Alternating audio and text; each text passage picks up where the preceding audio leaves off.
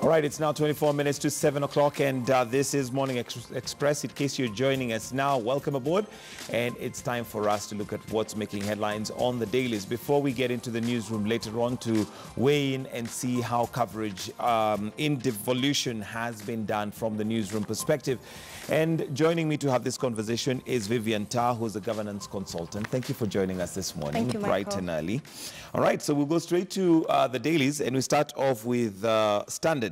Rotich's 12-hour ordeal with graft detectives. So, of course, this is something that we were keeping an eye on the CS, who was grilled for over 12 hours, about 12 hours, right from around 5:30 a.m. yesterday into the darkness, into the evening, and details still scanty of what the questions and whether he is a witness or he is being looked at as a suspect in the whole case. So your thoughts on this? And of course, for Kenya, this is somewhat new in the sense that CSs at some point were untouchable. But now it seems that, like Uhuru Kenyatta has said, there will be no sacred cows.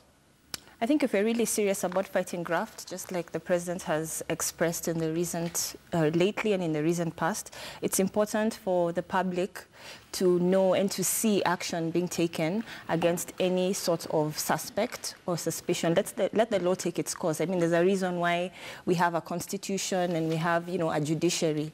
So if there are any suspicions or any, suspect dealings, let the law take its course. If someone is not guilty, I'm sure the courts will be able to, and the investigators, DCI and his team, will be able to come up with, information showing that the person, yes, was a suspect, but has been cleared. Has been cleared. Yeah. Unfortunately, with Kenya, what happens is that even as this continues, there's always cloud of suspicion that this could be politicized. Yesterday, we were looking at whether the one graft has been politicized. I don't know if you think so far it is getting more political than, justice driven. I don't really think we should look at it from an angle of it being politicized. You see, the truth is in Kenya, the people who are in power and in politics have the most, money, influence. So it's only, it's not strange that they would be, suspected. How did you get your wealth? How did you acquire all this property? So if there's suspicion, again, let the law take its course. Let's, DCI and his team investigate and find out, is this person culpable or is this just something, there's no, there's no issue surrounding the person. Yeah. All right, and still on the same, we have on page 5, MPs suspend work into the 188 billion dam project. And of course, there's still questions being asked. We remember not too long ago, the deputy president saying that the money that is in question is 7 billion, whereas the CS says that it's 21 billion. So there's conflict there. But having said that, the members of parliament have found it prudent at this point in time to suspend the projects and ensure that due diligence is done. I think I agree with the MPs. If there's an issue, we are talking 7 billion, someone else is saying 21 billion, let them investigate. Let's not spend any more money. Let's take time, investigate, find out, is this project worthwhile? Are we putting in money in the right place so that the people, the citizens actually get the services they need. Yeah, so it's prudent. I agree with them.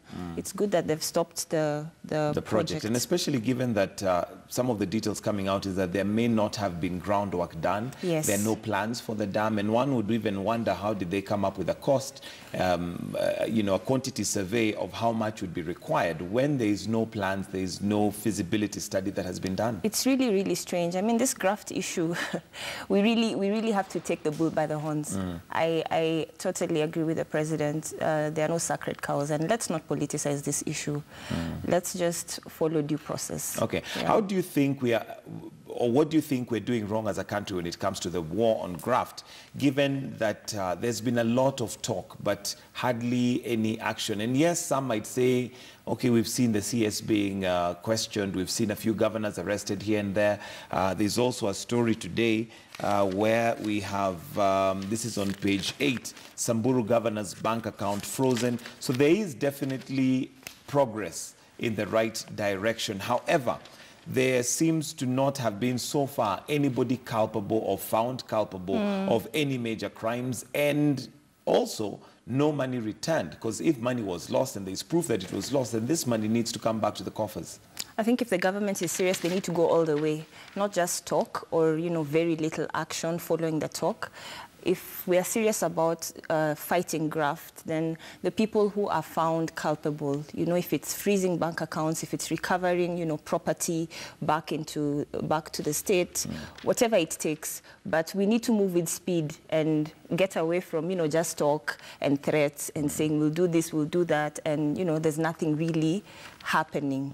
Yeah. Because that also erodes the confidence of Kenyans in regards to the fight against graft. And that story that I've alluded to is on page 8. Samburu Governor's bank account frozen. Lenkolol has 7 days to respond to claims against him involving up to 1.6 billion Kenyan shillings. And interestingly, we've been talking a lot about billions, the amount of monies that are being lost.